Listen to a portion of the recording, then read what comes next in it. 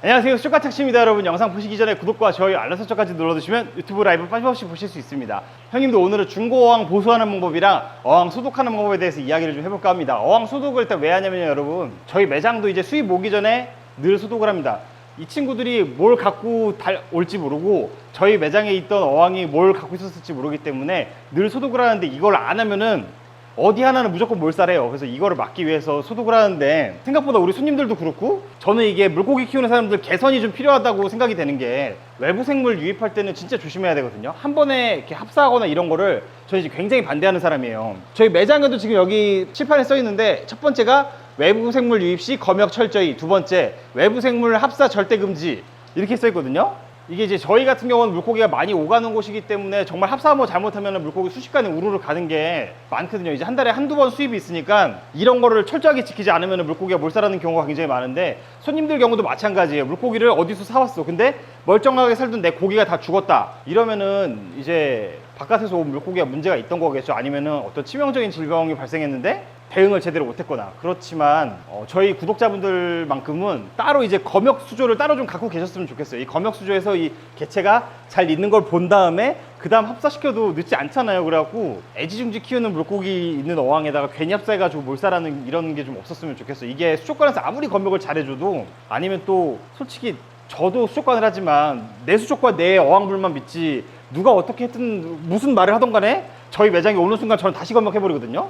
이게 굉장히 중요해요. 그래서 우리 구독자분들도 저한테 물고기를 사시지 않더라도 다른 분들한테 물고기를 사시더라도 좀 검역은 철저하게, 그리고 남이 주는 어항물을 절대 믿지 않으시는 게 진짜 제일 안전해요.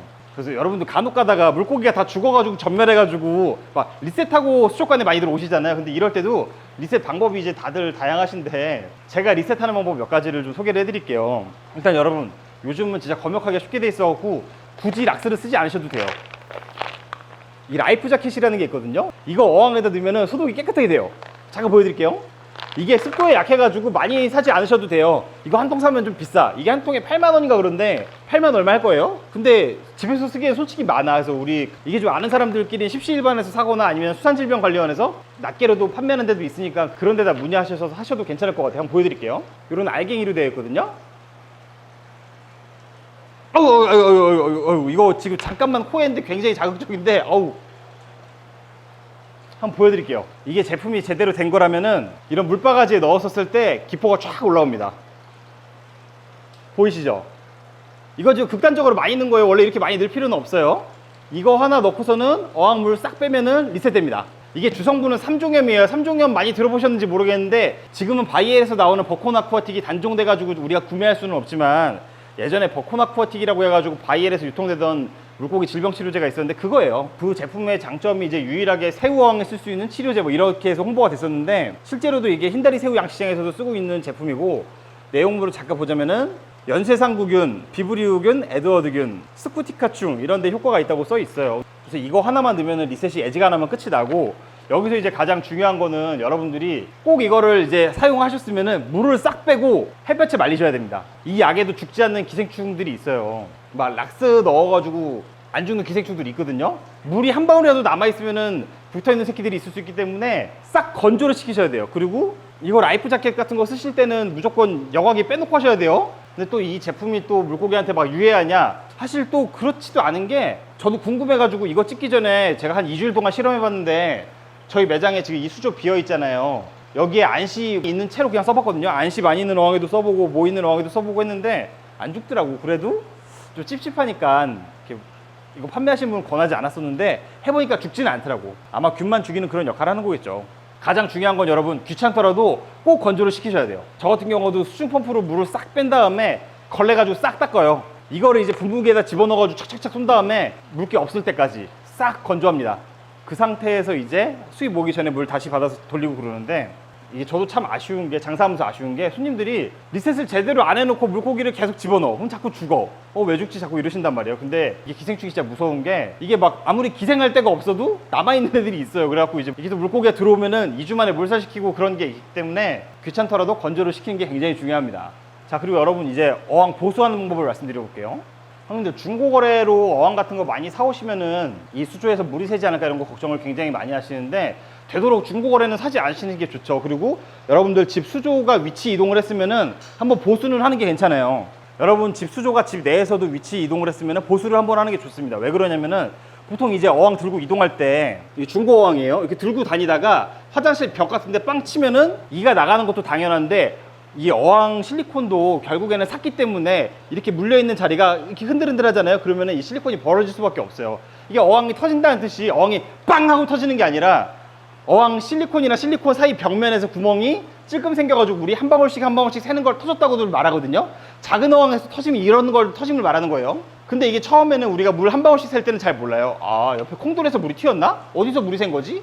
뭐야, 여과기에서 물이 튀었나? 이렇게 생각할 수가 있잖아요. 그 상태에서 우리가 출근을 합니다. 근데 이 구멍이 점점 커져. 그리고 이제 회사에 있는데 엄마한테 전화가 오는 거죠. 야, 어항에서 물 다 나왔어. 큰일 났어. 어떻게 해? 이렇게 되는 거거든요. 이게 중고어항 쓰시는 분들이 많이 겪는 일인데, 여러분 두자 광폭 정도만 물 다 흘러도 120리터예요. 굉장히 위험한 거고, 이렇게 되면 재수 없으면 진짜 밑에 집 천장까지 물이 스며요. 그렇기 때문에 되도록 이제 중고 수조는 안 쓰는 게 나아. 안 쓰는 게 난데, 안 쓰는 게 낫고, 지금 이 영상을 보시는 형님들 중에 내 남편이 불쌍하게 중고 어항을 쓰고 있다 그러면 이게 한번 바꿔주세요. 바꿔주시고, 있는 수조 보수를 해야 된다면은 그래도 안 하는 것보다 나은 방법을 알려드릴게요. 어항 만들 때는 보통 독일산 초산 실리콘을 많이들 쓰는데, 보수할 때는 꼭 그러진 않아도 괜찮아요. 이거 그냥 철물점에서 아무거나 산 투명 실리콘이에요. 여러분 실리콘 쏘실 줄은 아세요? 네, 별걸 다 하네.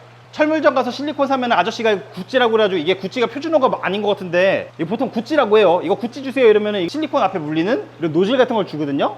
이제 이거를 니퍼 같은 걸로 잘잘잘잘 눌러줘요. 눌러주면은 이렇게, 이게 보이나 모르겠네, 이렇게 일자로 찌부를 시켜줍니다. 일자를 찌부 시켜준 상태에서 여기서 이제 칼 가지고 대각선으로 살짝 앞에 노즐을 날려줄 거예요. 대각선으로.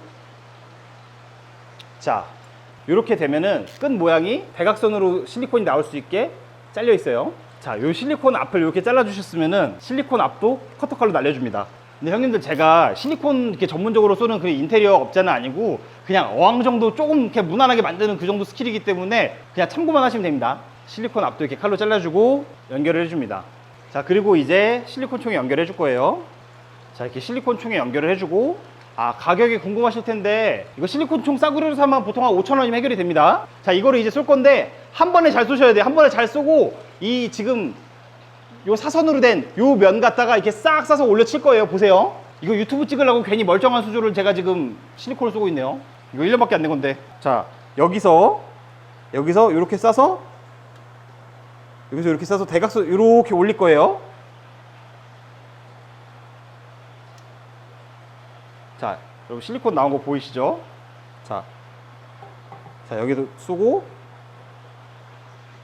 자, 이렇게 하면 돼요. 많이 떡칠할 필요가 없어요. 굳이 많이 막 쏘고 떡칠할 필요가 없습니다. 쉬지 않고 바로 갈게요.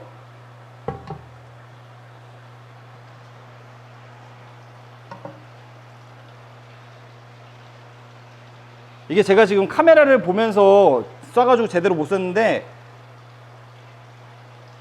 자, 이렇게 올려서 이렇게 하시면 돼요. 여기 역시 쏴. 아이고, 삑사리했다. 아유, 이거. 자, 근데 이렇게만 해놔도 여러분 굉장히 수조를 오래 쓰실 수가 있어요.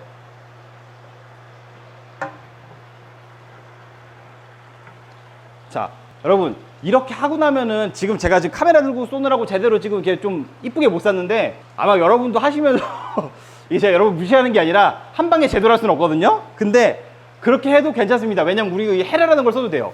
이거 이제 철물점에서 아저씨한테 아저씨 헤라 하나 주세요 이러면은 이런 거 하나 같이 살 수 있거든요. 이거 가지고 한번 쓱 올려 쳐주면 깨끗하게 돼요. 해볼게요. 자, 이거 지저분하잖아요. 네, 깨끗하죠? 이렇게 하면은 깨끗하게 마무리 지을 수 있어요. 그러니까 너무 이렇게 망했다고 상심하지 않으셔도 됩니다. 이거 가지고 이렇게, 자, 여기도 좀 그지같이 되죠. 싹, 네, 이렇게 하시면 됩니다. 실리콘 이렇게 얇게 싸가지고 되겠냐고 걱정하시는 분들이 있을 텐데, 애초에 여러분 보통 어항 만들 때 유리랑 유리 사이에 화투장 하나 들어갈 만큼만 공간이 생겨요. 그래서 그 사이에다가 실리콘 쏘고 이제 이 실리콘 힘으로 잡아주는 거고, 이게 이제 시간이 지나면은 사가가지고 이렇게 새는 거거든요. 근데 솔직히 작은 수조는 집에서 이렇게 쓰면서 터진 거 보기 쉽지가 않아. 오래됐으면 바꾸는 게 나아. 이게 우리 집 수조가 몇 년쯤 됐을 때 바꾸는 게 좋을까 걱정하시는 분들이 많을 텐데, 대중적인 브랜드 리글라스나 켈란 같은 경우는 진짜 한 10년 써도 괜찮아요. 이게 왜 그러냐면은 진짜 보기 안 좋을 정도로 두껍게 싸놨어.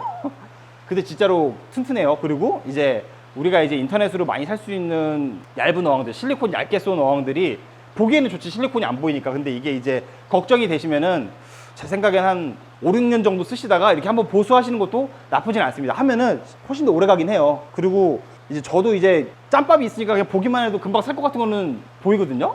근데 해놓으면 확실히 안전해요. 그래갖고 좀 중고 수조 사오신 분들 걱정되시면 이렇게 한번 하셔도 나쁘지 않습니다. 저는 엊그저께 어항 리셋한다고 프라베 앞에다가 이렇게 하다가 떨어뜨려갖고 프라베를 깨먹어가지고 이거 가지고 저 프라베 빵꾸댁으로 갈게요. 여러분 환승 이러지 마세요.